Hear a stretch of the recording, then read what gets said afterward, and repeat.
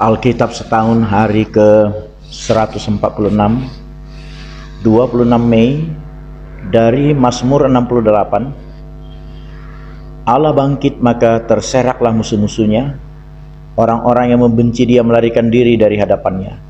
Seperti asap hilang tertiup, seperti lilin meleleh di depan api. Demikianlah orang-orang fasik binasa di hadapan Allah, tetapi orang-orang benar bersuka cita. Mereka beria-ria di hadapan Allah, bergembira dan bersuka cita. Bernyanyilah bagi Allah, mazmurkanlah namanya. Buatlah jalan bagi dia yang berkendaraan melintasi awan-awan. Namanya ialah Tuhan, beria-rialah di hadapannya. Bapa bagi anak yatim dan pelindung bagi para janda. Itulah Allah di kediamannya yang kudus. Allah memberi tempat tinggal kepada orang-orang sebatang kara. Ia mengeluarkan orang-orang tahanan sehingga mereka bahagia. Tetapi pemberontak-pemberontak tinggal di tanah yang gundul. Yohanes 16 ayat 5 hingga pasal 17 ayat 5. Tetapi sekarang aku pergi kepada Dia yang telah mengutus aku, dan tiada seorang pun di antara kamu yang bertanya kepadaku, kemana engkau pergi? Tetapi karena aku mengatakan hal itu kepadamu, sebab itu ke hatimu berduka cita. Namun benar yang kukatakan ini kepadamu, adalah lebih berguna bagi kamu jika aku pergi. Sebab jikalau aku tidak pergi, penghibur itu tidak akan datang kepadamu. Tetapi jikalau aku pergi, aku akan mengutus Dia kepadamu. Dan kalau Ia datang, Ia akan menginsapkan dunia akan dosa, kebenaran dan penghakiman. Akan dosa karena mereka tetap tidak percaya kepadaku. Akan kebenaran karena aku pergi kepada Bapa dan kamu tidak melihat aku lagi. Akan penghakiman karena penguasa dunia ini telah dihukum. Masih banyak hal yang harus kukatakan kepadamu, tetapi sekarang kamu belum dapat menanggungnya. Tetapi apabila Ia datang, yaitu Roh kebenaran, Ia akan memimpin kamu ke dalam seluruh kebenaran. Sebab Ia tidak akan berkata-kata dari dirinya sendiri, tetapi segala sesuatu yang didengarnya, itulah yang akan dikatakannya, dan Ia akan memberitakan kepadamu hal-hal yang akan datang. Ia akan memuliakan aku, sebab Ia akan memberitakan kepadamu apa yang diterimanya daripadaku. Segala sesuatu yang Bapa punya adalah aku punya, sebab itu aku berkata, Ia akan memberitakan kepadamu apa yang diterimanya daripadaku. Tinggal sesaat saja dan kamu tidak melihat aku lagi, dan tinggal sesaat saja pula dan kamu akan melihat aku. Mendengar itu beberapa dari murid-muridnya berkata seorang kepada yang lain, apakah artinya Ia berkata kepada kita, tinggal sesaat saja dan kamu tidak melihat aku, dan tinggal sesaat saja pula dan kamu akan melihat aku, dan aku pergi kepada Bapa? Maka kata mereka, apakah artinya Ia berkata tinggal sesaat saja? Kita tidak tahu apa maksudnya. Yesus tahu bahwa mereka hendak menanyakan sesuatu kepadanya, lalu Ia berkata kepada mereka, adakah kamu membicarakan seorang dengan yang lain apa yang kukatakan tadi, yaitu tinggal sesaat saja dan kamu tidak melihat aku, dan tinggal sesaat saja pula dan kamu akan melihat aku. Aku berkata kepadamu, sesungguhnya kamu akan menangis dan meratap, tetapi dunia akan bergembira. Kamu akan berduka cita, tetapi duka citamu akan berubah menjadi sukacita. Seorang perempuan berduka cita pada saat ia melahirkan, tetapi sesudah ia melahirkan anaknya, ia tidak ingat lagi akan penderitaannya, karena kegembiraan bahwa seorang manusia telah dilahirkan ke dunia. Demikian juga kamu sekarang diliputi duka cita, tetapi aku akan melihat kamu lagi dan hatimu akan bergembira, dan tidak ada seorang pun yang dapat merampas kegembiraan itu daripadamu. Dan pada hari itu kamu tidak akan menanyakan apa-apa kepadaku. Aku berkata kepadamu, sesungguhnya segala sesuatu yang kamu minta kepada Bapa akan diberikannya kepadamu dalam namaku. Sampai sekarang kamu belum meminta sesuatu pun dalam namaku. Mintalah maka kamu akan menerima, supaya penuhlah sukacitamu. Semuanya ini kukatakan kepadamu dengan kiasan. Akan tiba saatnya aku tidak lagi berkata-kata kepadamu dengan kiasan, tetapi terus terang memberitakan Bapa kepadamu. Pada hari itu kamu akan berdoa dalam namaku, dan tidak aku katakan kepadamu bahwa aku meminta bagimu kepada Bapa. Sebab Bapa sendiri mengasihi kamu, karena kamu telah mengasihi aku dan percaya bahwa aku datang dari Allah. Aku datang dari Bapa dan aku datang ke dalam dunia. Aku meninggalkan dunia pula dan pergi kepada Bapa. Kata murid-muridnya, lihat sekarang engkau terus terang berkata-kata dan engkau tidak memakai kiasan. Sekarang kami tahu bahwa engkau mengetahui segala sesuatu dan tidak perlu orang bertanya kepadamu. Karena itu kami percaya bahwa engkau datang dari Allah. Jawab Yesus kepada mereka, percayakah kamu sekarang? Lihat saatnya datang, bahkan sudah datang, bahwa kamu dicerai-beraikan masing-masing ke tempatnya sendiri, dan kamu meninggalkan aku seorang diri. Namun aku tidak seorang diri, sebab Bapa menyertai aku. Semuanya itu kukatakan kepadamu, supaya kamu beroleh damai sejahtera dalam aku. Dalam dunia kamu menderita penganiayaan, tetapi kuatkanlah hatimu, aku telah mengalahkan dunia. Demikianlah kata Yesus, lalu ia menengadah ke langit dan berkata, Bapa, telah tiba saatnya. Permuliakanlah anakmu supaya anakmu mempermuliakan engkau, sama seperti engkau telah memberikan kepadanya kuasa atas segala yang hidup. Demikian pula ia akan memberikan hidup yang kekal kepada semua yang telah engkau berikan kepadanya. Inilah hidup yang kekal itu, yaitu bahwa mereka mengenal engkau satu-satunya Allah yang benar, dan mengenal Yesus Kristus yang telah engkau utus. Aku telah mempermuliakan engkau di bumi dengan jalan menyelesaikan pekerjaan yang engkau berikan kepadaku untuk melakukannya.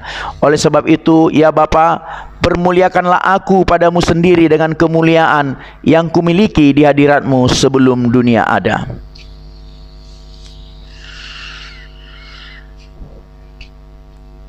Satu Samuel 17 ayat 38 hingga pasal 18 ayat 30.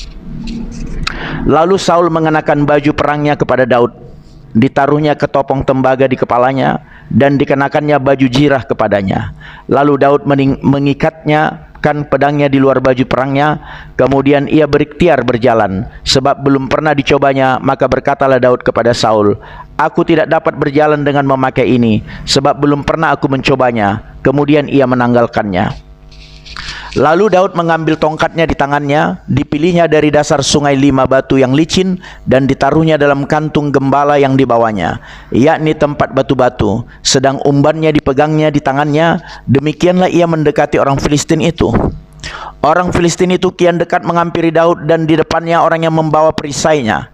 Ketika orang Filistin itu menunjukkan pandangnya ke arah Daud serta melihat dia, dihinanya Daud itu karena ia masih muda, kemerah-merahan dan elok farasnya.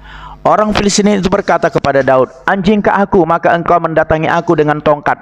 Lalu demi para allahnya orang Filistin itu mengutuki Daud. Pula orang Filistin itu berkata kepada Daud, hadapilah aku, maka aku akan memberikan dagingmu kepada burung-burung di udara dan kepada binatang-binatang di padang. Tetapi Daud berkata kepada orang Filistin itu, engkau mendatangi aku dengan pedang dan tombak dan lembing, tetapi aku mendatangi engkau dengan nama Tuhan semesta alam, Allah segala barisan Israel yang kau tantang itu. Hari ini juga Tuhan akan menyerahkan engkau ke dalam tanganku, dan aku akan mengalahkan engkau dan memenggal kepalamu dari tubuhmu. Hari ini juga aku akan memberikan mayatmu dan mayat tentara orang Filistin kepada burung-burung di udara dan kepada binatang-binatang liar, supaya seluruh bumi tahu bahwa Israel mempunyai Allah, dan supaya segenap jemaah ini tahu bahwa Tuhan menyelamatkan bukan dengan pedang dan bukan dengan lembing, sebab di tangan Tuhanlah pertempuran, dan ia pun menyerahkan kamu ke dalam tangan kami. Ketika orang Filistin itu bergerak maju untuk menemui Daud, maka segeralah Daud berlari ke tempat kebarisan musuh untuk menemui orang Filistin itu. Lalu Daud memasukkan tangannya dalam kantungnya, diambilnyalah sebuah batu dari dalamnya, diumbannya, maka kenalah dahi orang Filistin itu, sehingga batu itu terbenam ke dalam dahinya, dan terjerumuslah ia dengan mukanya ke tanah. Demikianlah Daud mengalahkan orang Filistin itu dengan umban dan batu. Ia mengalahkan orang Filistin itu dan membunuhnya tanpa pedang di tangan.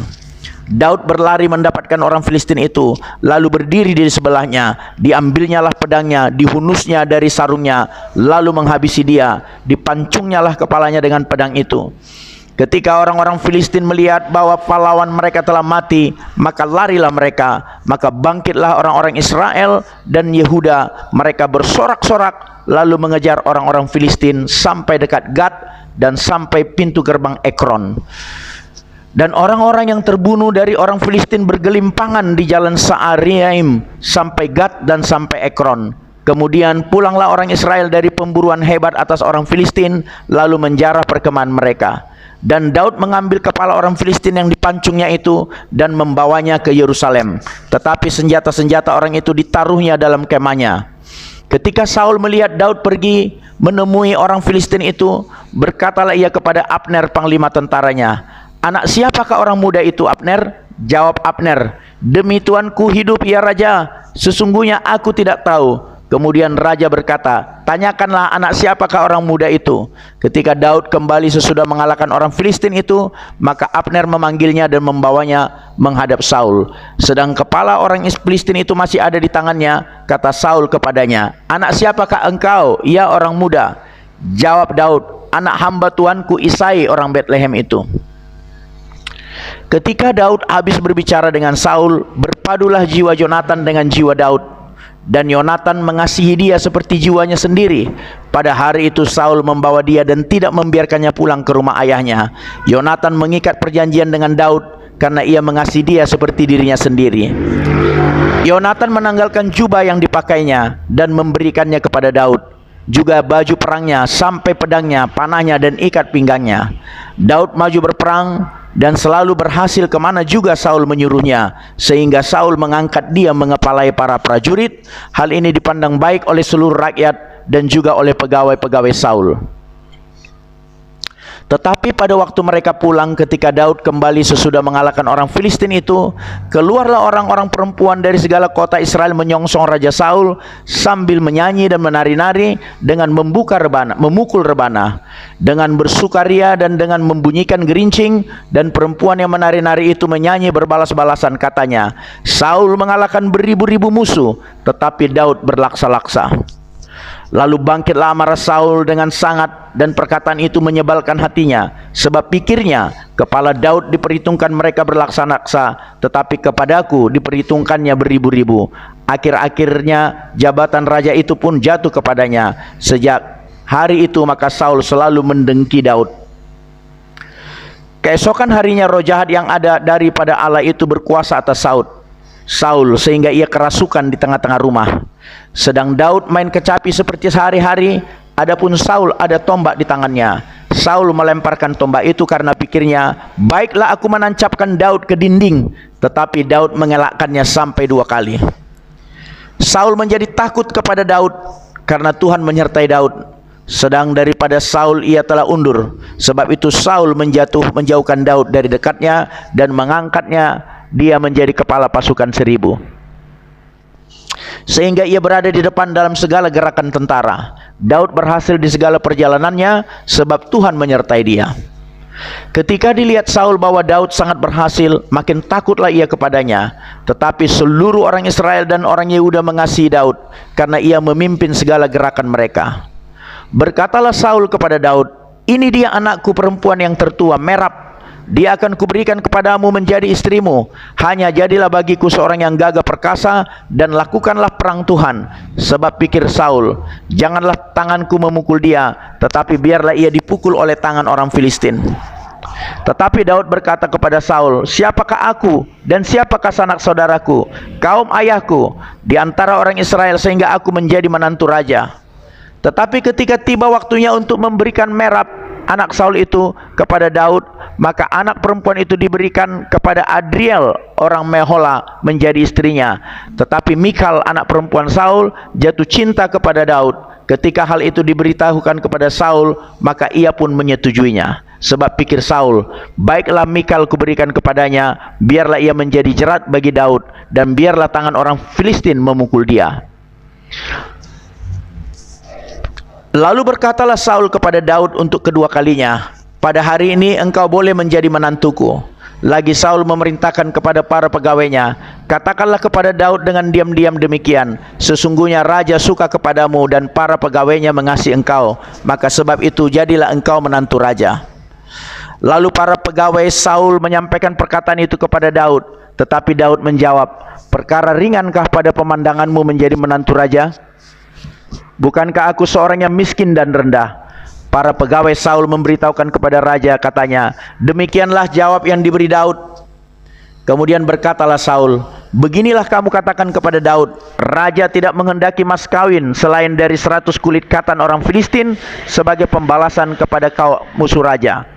Saul bermaksud untuk menjatuhkan Daud dengan perantaraan orang Filistin. Ketika para pegawainya memberitahukan perkataan itu kepada Daud, maka setujulah Daud menjadi menantu raja. Waktunya belum genap, tetapi Daud sudah bersiap. Ia pergi dengan orang-orangnya dan menewaskan dari orang Filistin itu 200 orang serta membawa kulit katan mereka. Dan dalam jumlah yang genap diberikan merekalah semuanya itu kepada raja supaya Daud menjadi menantu raja. Kemudian Saul memberikan Michal anaknya kepadanya menjadi istrinya. Lalu mengertilah Saul dan taulah ia bahwa Tuhan menyertai Daud dan bahwa seluruh orang Israel mengasihi Daud. Maka makin takutlah Saul kepada Daud. Saul tetap menjadi musuh Daud seumur hidupnya. Apabila raja-raja orang Filistin maju berperang, setiap kali mereka maju berperang, maka Daud lebih berhasil dari semua pegawai Saul, sehingga namanya sangat masyhur. Amin.